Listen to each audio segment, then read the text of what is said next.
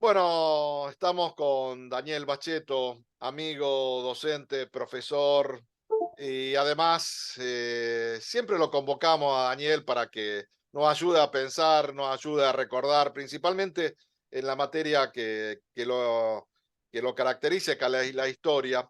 Y Daniel, me parecía oportuno hablar de los 40 años de la democracia, porque hay muchos jóvenes que no vivieron esa parte de la historia, nosotros que fuimos jóvenes, adolescentes en aquellos años de los 80, sufrimos lo que significó la dictadura, lo que significó también una serie de cambios en lo que ha sido la Argentina y en el mundo, y me parecía importante contextualizar esos 40 años, estos 40 años y dar dimensión a lo que significa la democracia y las instituciones democráticas.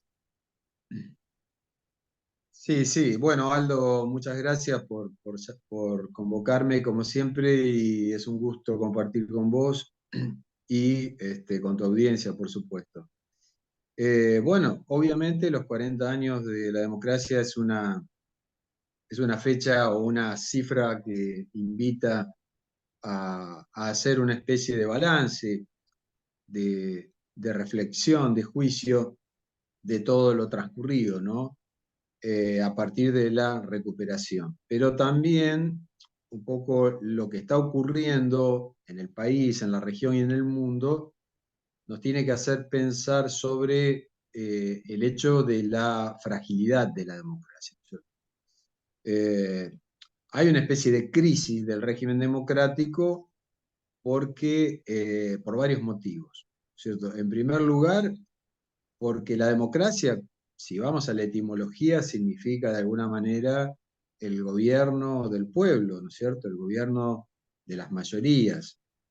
Y lo que se ve y está ocurriendo es que se ha ido derivando, digamos, a una situación en la cual prácticamente el único momento donde el pueblo hace sentir que es el depositario del poder es en el momento de la votación. Pero una vez que pasó la votación y se eligió un gobierno, esos gobernantes, sean de la ideología o de la fuerza política que sea, o del partido político que sea, eh, en vez de dar respuesta a las necesidades de ese pueblo, que supuestamente es al que deben representar, eh, más bien se someten o representan otro tipo de intereses, que podríamos llamar los poderes fácticos, o sea, no son poderes de derecho, sino de hecho, ¿no? Entonces, esta cuestión, esta especie de puesta en escena, de simulacro, donde se vota, pero en definitiva después el gobierno no es capaz de responder a las expectativas de la población, ha hecho que una parte muy significativa de la ciudadanía o deje de participar o se desentienda de la política o directamente abomine de la política. Entonces entran en los discursos de la antipolítica. Pero esto no es un fenómeno argentino, es un fenómeno que está pasando también en los países más desarrollados, ¿no es cierto?, europeos, en Estados Unidos y demás. Así que, como te decía, me parece que estamos en un momento de una verdadera crisis del régimen democrático, donde hay muchas cosas para revisar y para pensar.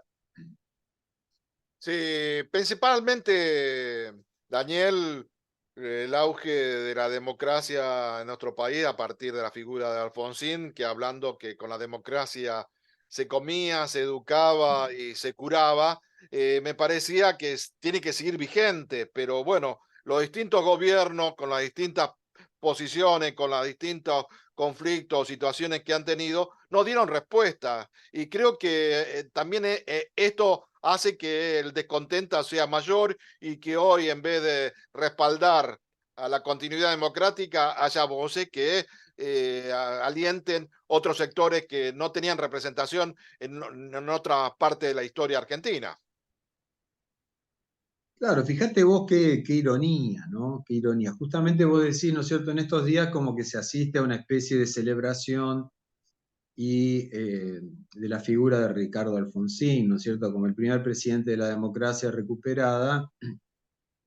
Pero si hacemos un poco de memoria, vemos que esa presidencia de Alfonsín, que llega, digamos, después de los años terribles de la dictadura, de los años de plomo, digamos, del terrorismo de Estado y demás, y que lógicamente generaron una esperanza muy grande, una expectativa muy grande, quizás sobredimensionada para las condiciones reales en que se llegó al poder, eh, termina mal, es decir, termina teniendo que retirarse de manera anticipada del gobierno con un proceso hiperinflacionario terrible, ¿no?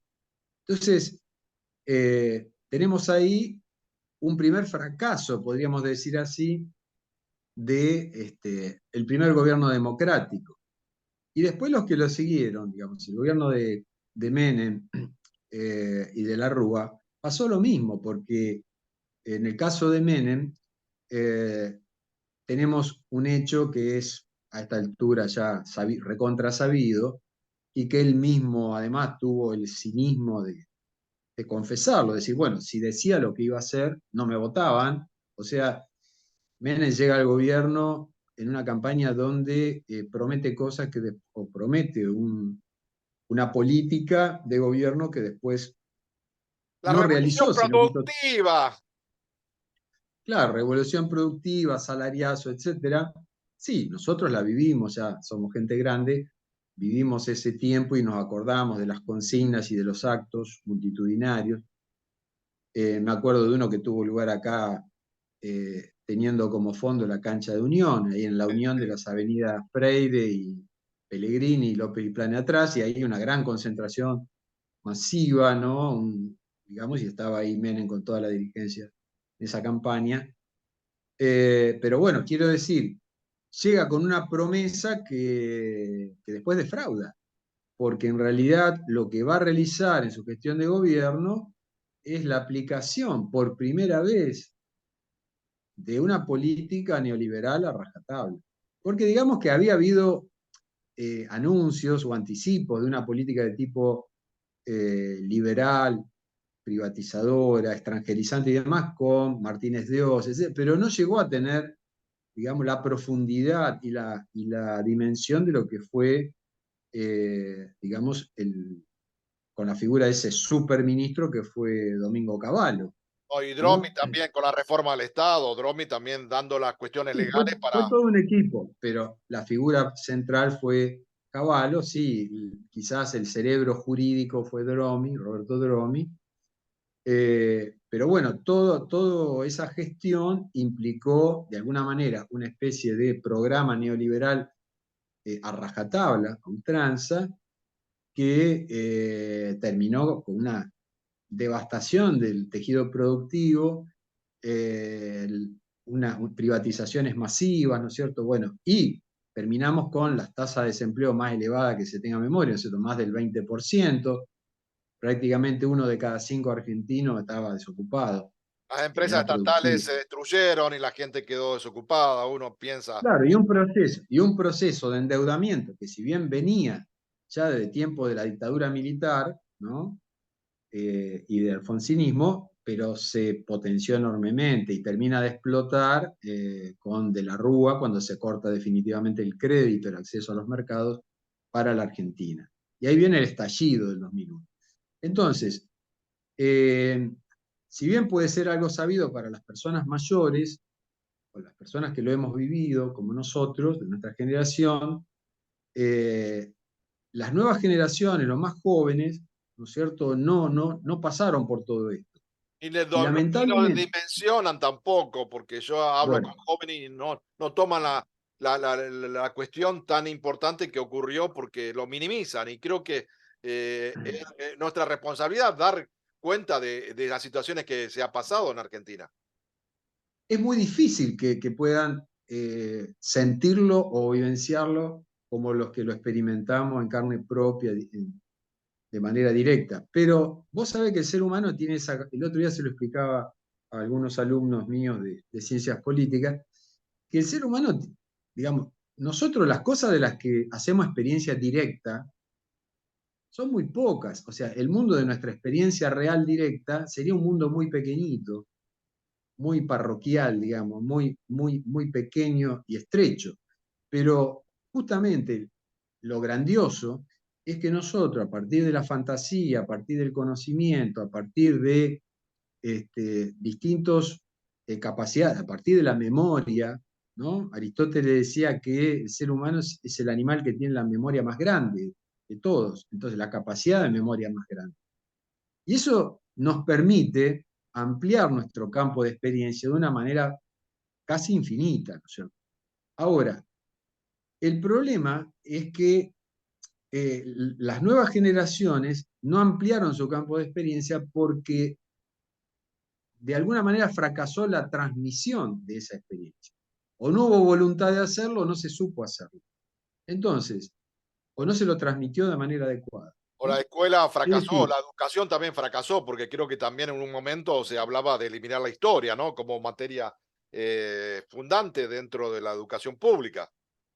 la historia, es decir, la formación de una conciencia histórica, pero también la formación en una cultura humanista, ¿no es cierto?, en general, digamos, con un sentido ético, político, etcétera, social, eh, digamos, está fracasando. Esto es muy clave, ¿no es cierto? Y eso tiene que ver también con, de alguna manera, un quiebre que se produce a nivel de, no a nivel de la Argentina, sino en un sentido más amplio en el mundo, donde justamente la hegemonía neoliberal y de los sectores corporativos, los sectores financieros y demás que impulsan esta ideología y esta filosofía, han impuesto una visión absolutamente reduccionista que es un economicismo craso. Entonces, el economicismo como eje de la cultura y de la vida social nos lleva a despreciar otro tipo de experiencias y de ámbitos de la vida, como justamente lo que tiene que ver con las humanidades, las experiencias sociales, políticas, estéticas inclusive. Y entonces, la enseñanza, ¿qué le piden? Inclusive los padres, la familia, ¿qué le piden? Y bueno, algo que les sirva para una salida laboral, ¿no es cierto?, a los chicos, que tengan una inserción laboral rápida. Es una visión muy reduccionista del rol de la educación. La educación también tiene que formar una persona consciente, una persona que tenga una memoria suficiente para ser un sujeto, un actor político responsable, mínimamente ilustrado. Bueno, pero nuestra escuela, incluso la universidad, está fracasando en eso. Entonces, tenemos una amplia franja de las nuevas generaciones más jóvenes que ignoran absolutamente, no ya la historia más lejana de la época de la independencia, o de la generación del 80 o de mediados del siglo XX, sino 3 décadas atrás.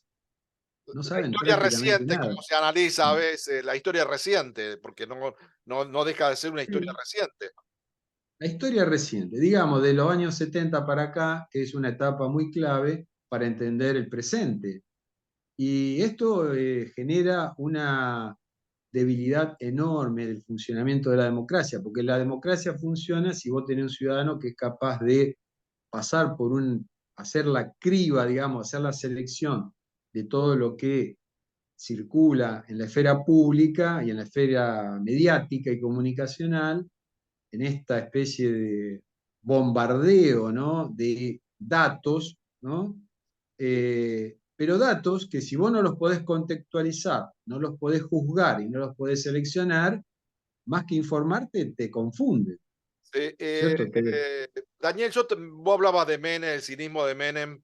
Menem de una manera mintió a la sociedad, pero hoy hay un discípulo de Menem porque dijo que era el mejor político de la historia, lo dijo, uno de los candidatos que va a las elecciones. Y nosotros tenemos que pensar que Menem también destruyó el Estado, destruyó la salud, la educación. Y creo que también ese parangón, Menem mintiendo con el cinismo que dijo, si yo decía lo que iba a hacer, no me votaban. Y este dice lo que va a hacer y es destruir el Estado, destruir las instituciones. Y creo que también tenemos que hacer esta semejanza porque me parece que también son válidas. Bueno, ahí un par de cosas, ¿no es cierto?, de precisiones. Primero, no fue Menem el causante de tamaño desastre porque sería asignarle un poder demasiado Una grande. cuestión Quiero decir, ¿no es cierto? Fue, o sea, el menemismo como tal es una experiencia que requirió de apoyos mucho más importantes que la figura de Menem. Bueno, nosotros lo focalizamos en el liderazgo de Menem, pero hubo complicidades, digamos, mucho mayores, ¿no es cierto?, de otros actores importantes, tanto a nivel local como a nivel internacional. Pero bueno, eso sería objeto de otro análisis que nos llevaría mucho tiempo. Pero después lo que vos decís de los discípulos de Menem. Bueno, el primer discípulo importante de Menem fue el mismo Macri, ¿no es cierto? O sea, Macri claramente es una figura que reedita en ciertos aspectos las políticas de Menem, ¿no es cierto? Las vuelve a levantar, ¿no es cierto? Como objetivo de su gobierno. Y de alguna manera eso también es lo que explica este nuevo abrazo, ¿no es cierto?, entre Macri y Milei. Ahora, el caso de Milei es muy preocupante porque, como dijimos, Menem dijo que iba a hacer una cosa, o sea, engañó, digamos, al electorado y después hizo. ¿Cierto? Pero el caso de Milei no engañó a nadie, sino que está diciendo lo que piensa hacer, y así todo, la cantidad de votos que ha sacado ha sido enorme, ha sido muy importante, ¿no es cierto? Entonces, si a vos te dicen, ¿no es cierto?, que van a, te van a dejar sin educación pública gratuita, sin salud pública gratuita, te van a quitar los subsidios, que de alguna manera es un salario indirecto, ¿no es cierto?, el subsidio a la energía eléctrica, el subsidio al transporte, una cantidad de cosas que son salarios indirectos, o sea, que de alguna manera hacen que tus ingresos, bueno, te rindan más, porque si no tendrías que pagar, se te iría una parte mucho más sustantiva de tus ingresos en esos gastos, ¿no?, en esos costos, y encima lo votás, y encima es una persona violenta, agresiva, autoritaria, con una compañera de fórmula que reivindica además a los genocidas. Me parece que ahí entonces hay un signo, se encienden luces rojas de alarma muy, muy fuertemente, ¿no es cierto? Tenemos que pensar mucho qué está pasando en la sociedad argentina para que ocurra un fenómeno semejante. Bueno, las explicaciones son complejas, nunca son sencillas, pero de todas maneras hay que tratar de entender este fenómeno, porque si no, me parece que nos puede llevar puestos no solo la democracia, ¿no?, sino muchas cosas que, a pesar de la crisis que estamos padeciendo, todavía son valores importantes que tenemos que defender, ¿no es cierto? No, por supuesto, defender la democracia, defender la república, los valores, la ley y principalmente los derechos, creo que son conquistas que se han logrado a lo largo de la historia y no se puede perder solamente por un gobierno. Daniel, la reflexión final, si amerita o algún otro aporte tuyo, con todo gusto. Sí, bueno, fundamentalmente que lo que está en juego es una exhortación también, un llamado de atención y una exhortación digamos, a la audiencia de tu programa, en el sentido de tomar muy en serio el voto que vamos a tener que llevar a cabo dentro de poco, porque lo que está en juego son cosas muy serias. Entonces, no frivolizar, no banalizar el voto, no pensar que da lo mismo cualquier cosa. No, no es así. Yo creo que lo que está de alguna manera sometido a votación es la posibilidad de sostener esta democracia, con todos los déficits que tiene, que son notorios y que tendremos que trabajar mucho y luchar para corregirlos, pero tenemos que hacerlo dentro de la democracia y con más democracia y mejor democracia.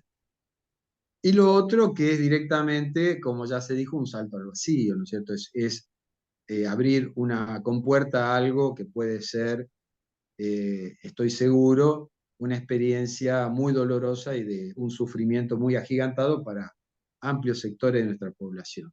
Y que obviamente que tenemos que rechazar a esa posibilidad. Entonces, me parece que fundamentalmente eso, tomar en serio el voto, reflexionar seriamente, informarse adecuadamente y ir a votar. Pero con responsabilidad, sabiendo que es un momento donde el destino personal de cada uno de nosotros y el destino colectivo como nación soberana está en juego. También la soberanía está en juego, Así es. porque lo que se propone en el caso de Milei es directamente renunciar a la soberanía y pasar a ser una colonia lisa y llana. Renunciar a la moneda es eso, no es otra cosa. Entonces, me Renunciar parece a que se va Malvinas, a un extremo. claro, renunciar a Malvinas y a los recursos naturales creo que es algo terrible. Daniel, muchas cosas para seguir hablando, lo haremos en otra oportunidad. Un abrazo grande, muchas Por gracias. supuesto. No, muchas gracias a vos. Te mando un abrazo.